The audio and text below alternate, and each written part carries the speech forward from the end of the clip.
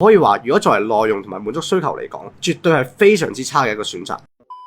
今日係5月25，2分鐘 list 分析系列嘅第10日。經歷完10日，大家對於睇 list 係咪清晰咗好多呢？但估唔到大家竟然仲會拎一眼睇落去就知道服嘅 list 同我哋比較，搞到我哋都非常之不安啊！以防萬一大家唔識我係 Jason，大家今日嘅主持。咁直入主題，睇客人需求先。1萬蚊 budget打機多工，詳細問咗客人係玩 Fortnite，都可能玩下 Apex 等等。本身我哋出咗條 list 俾佢嘅，用 i7-14700F 加 RTX 4060。因為打機嚟講，佢打嘅 game 需求其實都唔算特別高，就算 2K 畫質呢個配置都足夠得啦。但係多工就一定好食 CPU 核心同埋線程嘅數量，仲要搭配埋高激素嘅 RAM。而呢個時候，客人竟然問我哋點解唔用4070 Super， 更加指出啦，人哋條 list 睇落特別平，但其實仔細睇下條 list 入邊嘅詳情 ，H610 嘅底板搭配4070 Super 同埋12代 i5 嘅12400F， 其實我哋都講過好多次㗎啦。依家買新機其實7000至8000蚊以上，真係唔太需要考慮 DDR4，一定係直上 DDR5 㗎啦。DDR4 同 DDR5 其實價錢上嘅差距已經非常之細 ，DDR5 底板亦都幾乎同 DDR4 底板嘅價錢一樣。再加上仔細睇下客人嘅需求，再睇翻佢俾嘅 list 入邊嘅 CPU 底板同埋散熱，甚至火牛啊，我可以話，如果作為內容同埋滿足需求嚟講，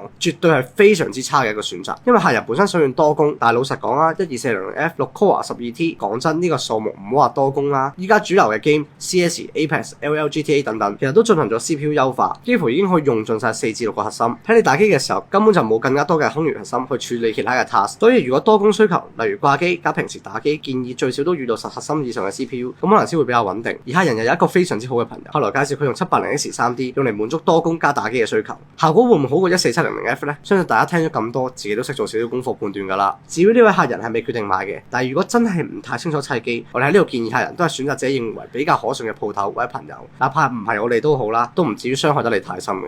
咁今日呢集又結束啦。如果大家中意呢個系列，記得 share 同埋 like， 等你嘅朋友知道原來砌機都可以咁簡單。砌機有關嘅難題交俾我哋，等 RG 承受你嘅遊戲世界。